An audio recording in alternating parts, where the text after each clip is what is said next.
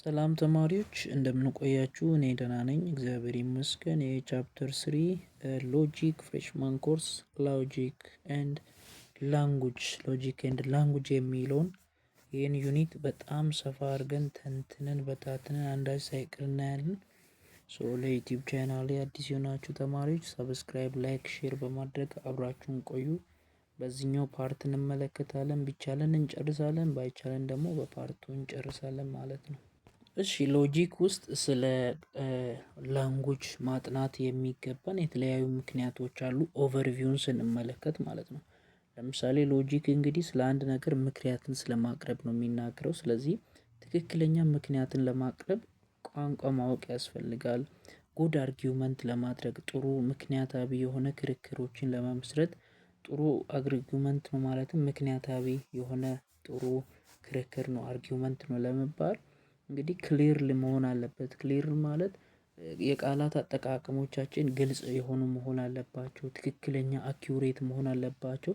መረዳት የምንችላቸው ቋንቋዎችን መጠቀም አለብን አይደለ? በጉድ አርጊውመንት ውስጥ ላይ እነዚህ ጉድ አርጊውመንቶችን ለማምጣትም ላንጉጅ ማወቅ አለብን ማለት ነው። ኮሬክት የሆነ ምክንያታዊነትንም ለማምጣት ቋንቋን ማወቅ ስላለብን ነው ሎጂክ ስለ ቋንቋም የሚያጥነው ማለት ነው። እሱ ብቻ ሳይሆን ቃላቶችን ክላሪፋይ ማድረግ እና አናላይዝ ማድረግ፣ ስቴትመንቶችን አናላይዝ ማድረግ፣ ተርሞችን አናላይዝ ማድረግ፣ ክላሪፋይ ማድረግ የፊሎሶፊ እና የሎጂክ ዋና ሀሳባቸው ነው። ዋና ሀሳብ ነው። ምክንያቱም ኢንተርፕሬት ማድረግ ይፈልጋሉ። የሆነ ቋንቋ ካገኘ ሎጂክም ይሁን ፊሎሶፊ የሆነ ቋንቋ ካገኘ ያ ቋንቋ ምንድነው የሚለውን ኢንተርፕሬት ማድረግ ይፈልጋል። አናላይዝ ማድረግ ይፈልጋል። መተንተን ይፈልጋል።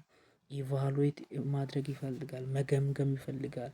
ምን እንደሆነ ለማወቅ ዌል ትክክለኛ አርጊውመንት ነው ወይ የሚለውን ለማወቅ እነዚህን ነገሮችን ማድረግ ይፈልጋል። ሎጂክ እና ፊሎሶፊ ሁል ጊዜ መተንተን ይፈልጋል፣ መዘርዘር ይፈልጋል፣ መተርጎም ይፈልጋል። ይሄ ነገር ምንድነው የሚባለውን ለማወቅ ይሄን ሁሉ ደግሞ ለማድረግ ምን ያስፈልጋል? ላንጉጅ ያስፈልጋል ማለት ነው። እሱ ብቻ ሳይሆን የተለያዩ ኢረሮች ማለት ነው። የተለያዩ ኢረሮች በተለይ በሎጂክ ውስጥ ላይ ለተለያዩ ኢረሮች የሚፈጠሩት በምን የተነሳ ነው?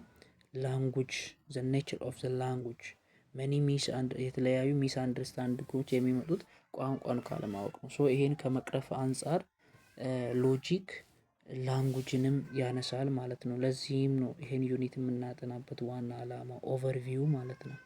እና በፊሎሶፊ ውስጥ ላይ ስለ ላንጉጅ የሚያጠናው አለ። ስለ ላንጉጅ የሚያጠናው ብራንች ኦፍ ፊሎሶፊ ምን ተብሎ ይጠራል? ፊሎሶፊ ኦፍ ላንጉጅ ተብሎ ይጠራል። ፊሎሶፊ ኦፍ ላንጉጅ ምንድነው? የፊሎሶፊ አንዱ ቅርንጫፍ ሆኖ የሚያጠናው ስለ ቋንቋ ምንነት፣ አንዱ ቋንቋ ከሌላ ቋንቋ ጋር ምን አይነት ግንኙነት አለው፣ ከተጠቃሚው ሰው ጋር ምን አይነት ግንኙነት አለውና ከዚች ዓለም ጋር ይሄ ዓለም ከቋንቋው ጋር እንዴት ይያያዛል የሚለውን እንዲሁም የተለያዩ ቋንቋዎችን አናላይዝ በማድረግ በእንደዚህ አይነት ወይ ስለ ቋንቋ የሚያጠና ብራንች ኦፍ ፊሎሶፊ ኢዝ ኮልድ ፊሎሶፊ ኦፍ ላንጉጅ ተብሎ ይጠራል ማለት ነው። በዚህ በፊሎሶፊ ኦፍ ላንጉጅ ላይ ተመስርተን ነው ላንጉጅን በሎጂክ ላይ የምናጠናው።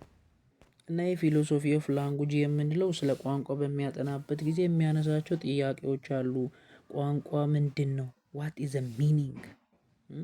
ያ ቋንቋ የሚባለው ሲጀመር ቆይ ሚኒንጉ ትርጉሙ ምንድን ነው? አንድ ቋንቋ ይሄኛውን ዓለም እንዴት ይገልጸዋል? ቋንቋ የሚለመድ ነው ወይስ ከእናት ከአባት እየተማረን የምንመጣው ነው የሚለው።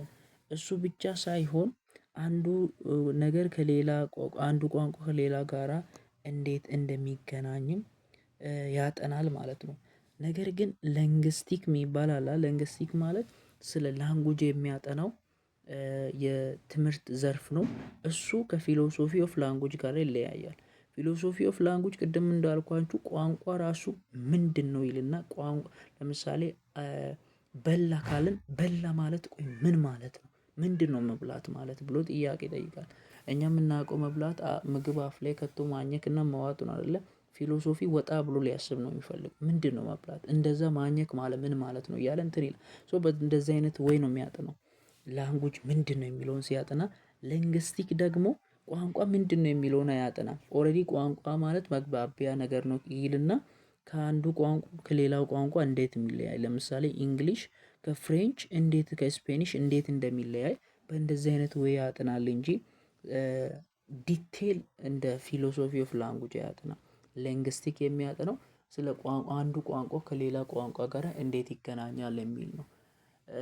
ፊሎሶፊ ኦፍ ላንጉጅ የምንለው የሚያጥነው ቆይ ሲጀመር ስለ ቋንቋ ግንኙነት ከማውራታችን በፊት ቋንቋ ራሱ ምንድነው የሚለውን ያጠናል ማለት ነው። ሶ ፊሎሶፊ ኦፍ ላንጉጅ የምንለው 4 መሰረታዊ ነገሮችን ለመፍታት ነው ቋንቋን የሚያጠናው።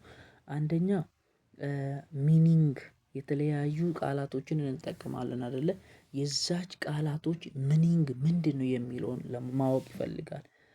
የቋንቋን ጥቅም ማወቅ ይፈልጋል። ፊሎሶፊ ማለትም ፊሎሶፊ ኦፍ ላንጉጅ የምንለው ብራንች ኦፍ ፊሎሶፊ ቋንቋን የሚያጠናው እነዚህን ሴንትራል ፕሮብሌሞችን ለመፍታት ነው። ሌላኛው ላንጉጅ ኮግኒሽን ይባላል። ላንጉጅ ኮግኒሽን ማለት ቋንቋና በእኛ ውስጥ በእኛ አእምሮ ውስጥ ያለው ሀሳብ ያን ሀሳብ በቋንቋ እንዴት እንነግራለን የሚለውንም የሚያነሳ ነው።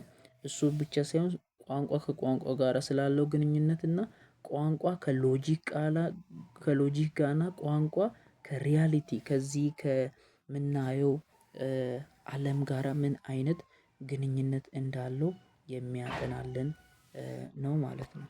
እዚሁ ማወቅ ያለብን ቋንቋ 2 አይነት ሚኒንግ ይኖረዋል። 2 አይነት ቋንቋ ሚኒንግ ይኖረዋል። አንደኛ ኮንሰፕት